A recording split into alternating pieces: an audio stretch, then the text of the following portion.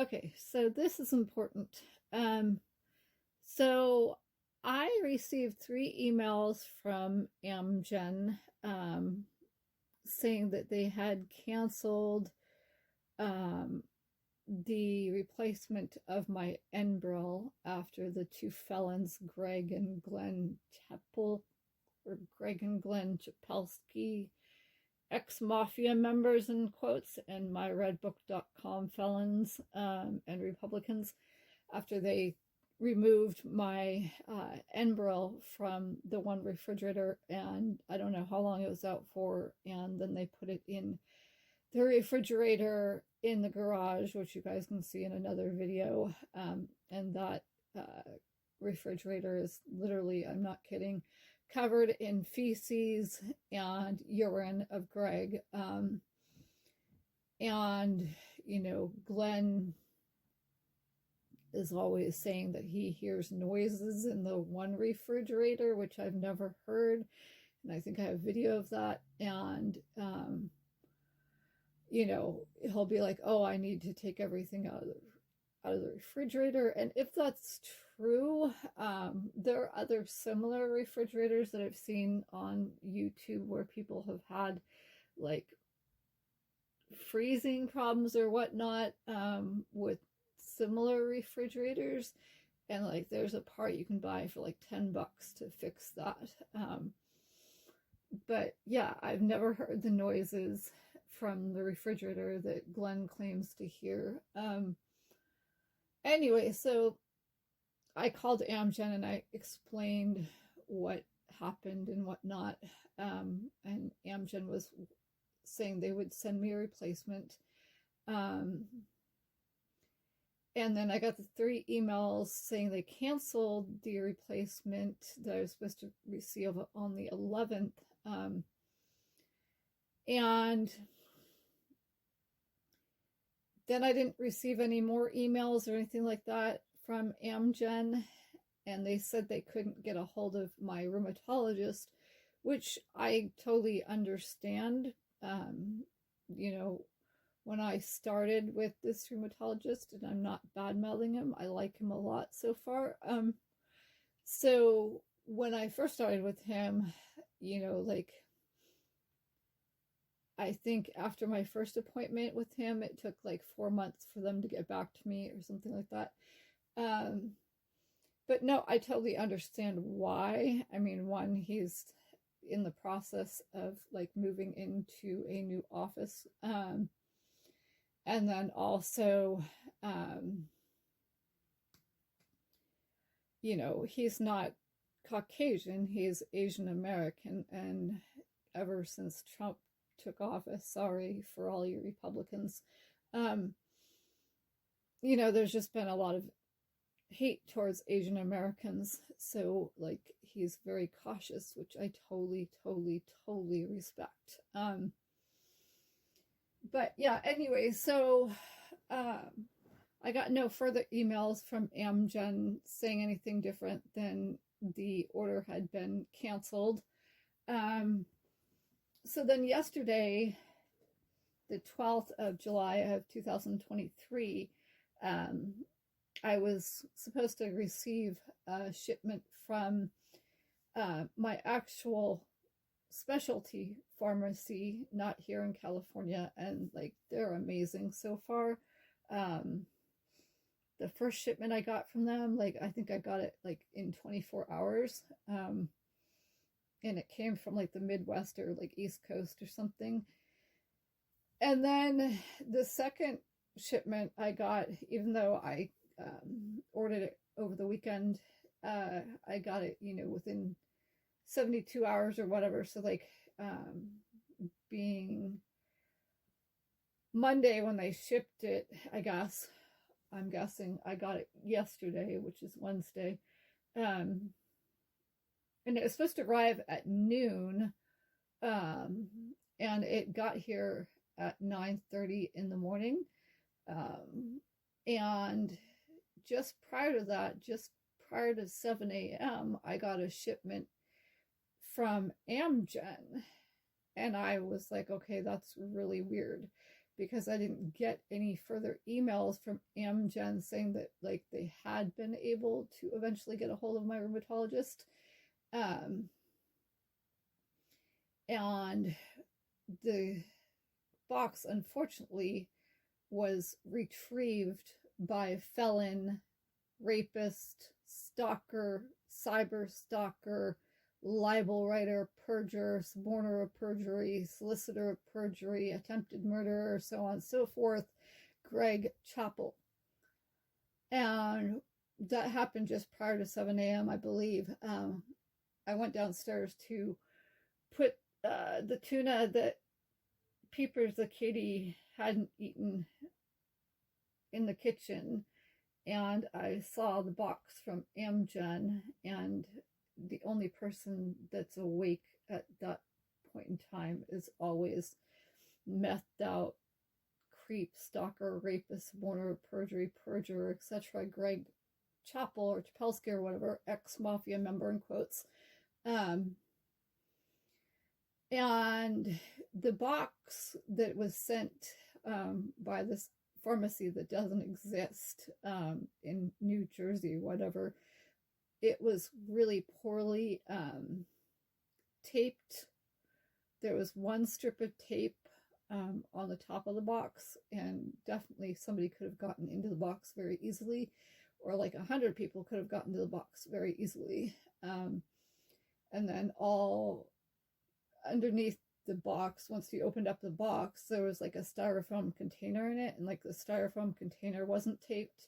There was no like sticky things to keep the top on the bottom of the styrofoam box or anything like that, so it would have been like really easy for somebody to get in and tamper with the Enbrel that was inside the styrofoam box. And there was no cushioning inside the styrofoam box or anything like that. And I haven't taken a look at the Enbrel box itself to see if it's like properly taped up or whatnot. And right when the second shipment arrived from the specialty pharmacy, that was like 9:30 in the morning. I have that on video. And perjurer, suborner of perjury, rapist, stalker, attempted murderer, libel writer, slanderer, sexual assaulter, etc. Greg Chappell was leaving the house right when the person from UPS or whatnot was coming to have me sign off on that from the specialty pharmacy. And I thought that was kind of strange that like first he got the box from Amgen that I wasn't aware was coming at all.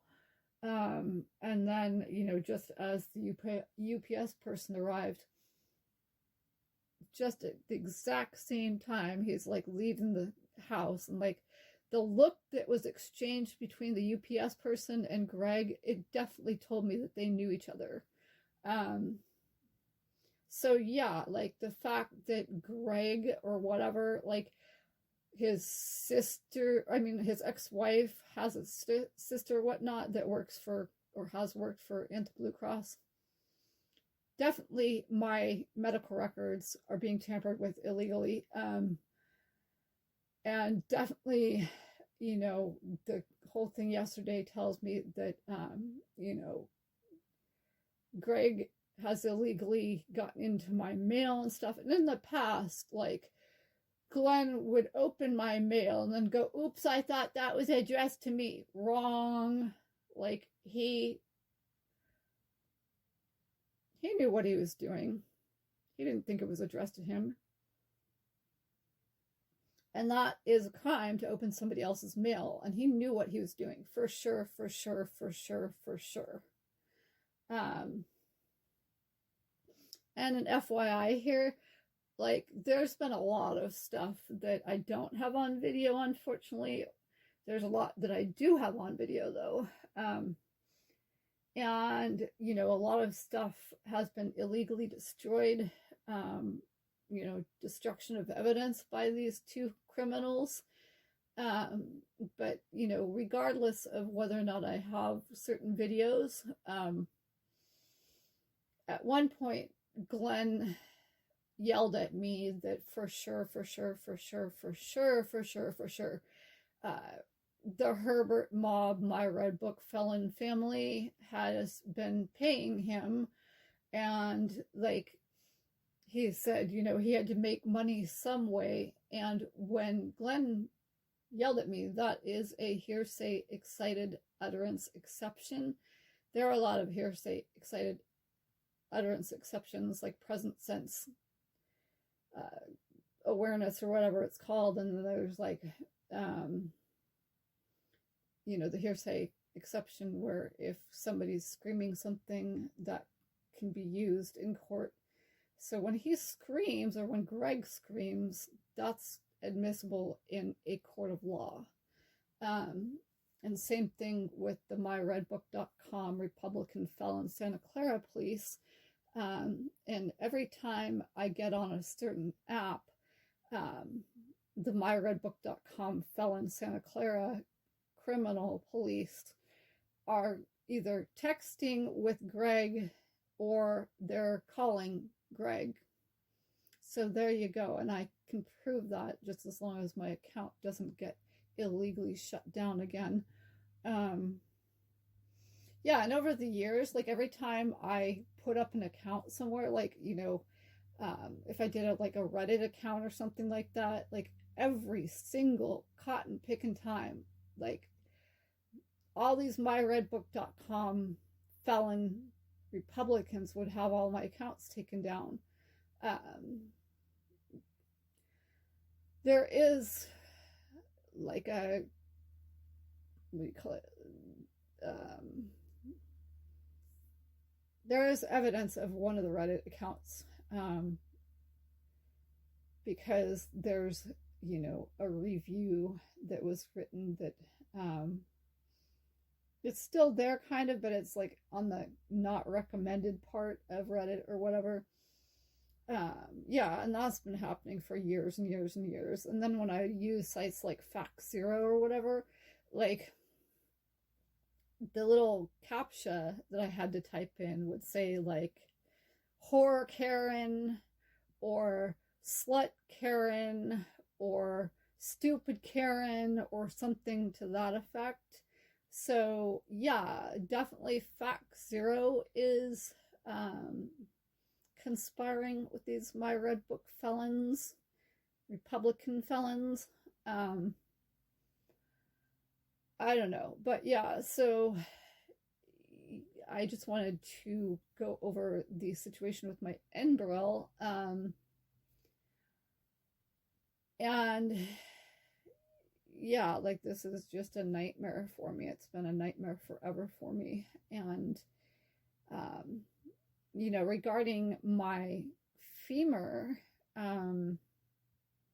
so I played soccer for years and years and years and years. I played American Youth Soccer Association and I played California Youth Soccer Association soccer. And back in the day, AYSO, you didn't have to try out for the teams. And for CYSA, you did have to try out for your teams. And my mom was behind all of it. So, you know, when I switched over to CYSA, I had no clue what was what. And I started playing for Sunnyvale United or Sunnyvale Alliance with John Nurhila. And when I first started with Sunnyvale Alliance or Sunnyvale United, like with John as my coach, you know, I thought it was like the coolest thing ever. And the girls were really nice and friendly and welcoming. Or wait, no, I didn't start with John. I started with Montgomery, Mr. Montgomery. So first I was on Mr. Montgomery's team, and he had 3 teams. And I started on the youngest team, and like just within the span of like, you know, a couple weeks or whatever, I was put on the oldest team, and I played with the oldest team. So I played up, and then for whatever reason, it might have been like the traveling my mom decided I couldn't play on that team anymore, and so I ended up on John's team, and he had, you know, 2, maybe 3 teams for his daughters. And so I ended up on the team with Angela. And yeah, like I said, when I first started, like it was just, the girls were very welcoming, and I really like just thought the team was an amazing team, and it was just what anybody would want. And, you know, I was put in goal because, of course, nobody wants to play goalkeeper. And I remember one of the games I was put in goal, and there was a penalty kick taken on me, and I think I was like 9 at the time, 9 years old. And the referee yellow carded me for moving when I didn't move. I did not move before the kick or anything like that. And like, you're not supposed to move until the kick is taken, and I don't see why, like, when you're 9 years old, like, if you do make that kind of mistake, you're not like purposely making it. And there was no reason to be yellow carded whether or not I moved, and I didn't. But anyway, so John, the coach at the time, like, really got on the referee about that and was like, she's 9 years old, for Pete's sake, you know, and like, she didn't move, so on and so forth. And so, like, I gave John a lot of credit for that back then. And then there was a situation with another coach that, like, got in his face, like, literally, I remember that so well. Like, this other coach from another team just wanted to fight, like a physical fight, and got in John's face. And, like, John did stand his ground, like, quite literally. He didn't move, like, back or forward or left or right or anything like that. He just stood, and he just stood his ground and said what he had to say. And then he came back to the team, and he was like, you know, I'm so ashamed of myself. I'm embarrassed that I did that. But he really didn't do anything wrong, because it wasn't like he hit the guy, and he didn't, like, you know, get into a physical altercation with the guy. He just didn't move, and he said what he had to say back to this coach that wanted to have a physical fight with him. So again, I gave him a lot of credit. So fast forward, you know, several years or whatever, to high school.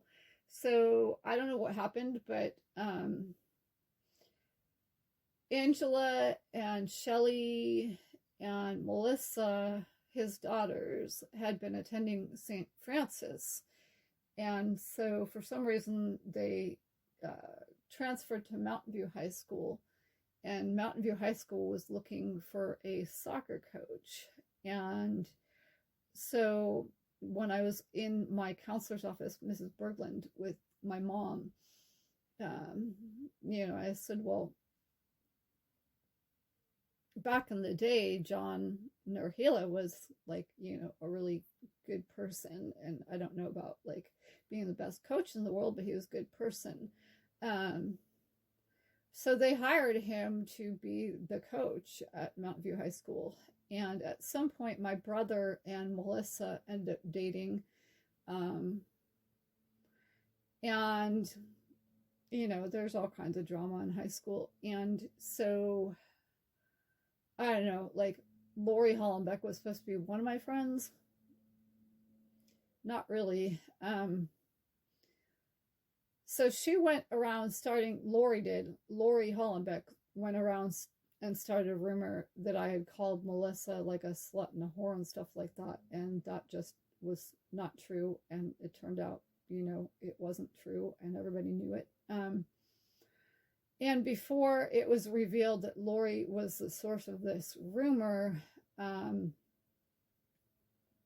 like, I was having people constantly come up to me at Mountain View High School, get in my face and scream at me, and, you know, say that I deserved to die, and, you know, somebody should beat the ever-living SHIT out of me, so on and so forth. I had people just constantly coming up to me doing that. And I kept defending myself, and I was like, I didn't say that. I never, ever, ever said anything about Melissa, ever. And so at some point, I tried talking to John, and I tried talking to Angela, and I tried talking to Shelly, and they just were like, well, I've got to believe my sister, or I've got to believe my daughter, or whatnot. And I was like, wow, I'm seeing a side to John I never expected to see. And then at one point, like, Melissa herself called up my parents or called up my brother or something. I don't know. Like, but I was privy to this conversation. It wasn't a conversation. She called and, was put on speakerphone and literally threatened my life on speakerphone. And it was like, I'm going to kill you, and like just screaming left and right. And, I heard the whole thing, and she was banned from coming over to my parents' house for a while. And then like my parents lifted the ban. I'm sorry. My parents lifted the ban, but, geez, I'm still really tired. So then after the ban was lifted, she came back to the house and whatnot. Was I ever completely comfortable with that? No. Did I ever get an apology? I don't think so. And then, my brother pulled me into his room at one point, and he was like, we found out that it was Lori, and, he did apologize. He was like, I'm sorry that I didn't believe you, or we didn't believe you, or whatever. And like, Lori is a total trash bin, and so on and so forth. And so then, at some point it did turn out, according to my brother, that, they broke up because Melissa did actually cheat on him, but I never, ever, ever, ever, ever, ever called Melissa any names. That's part one.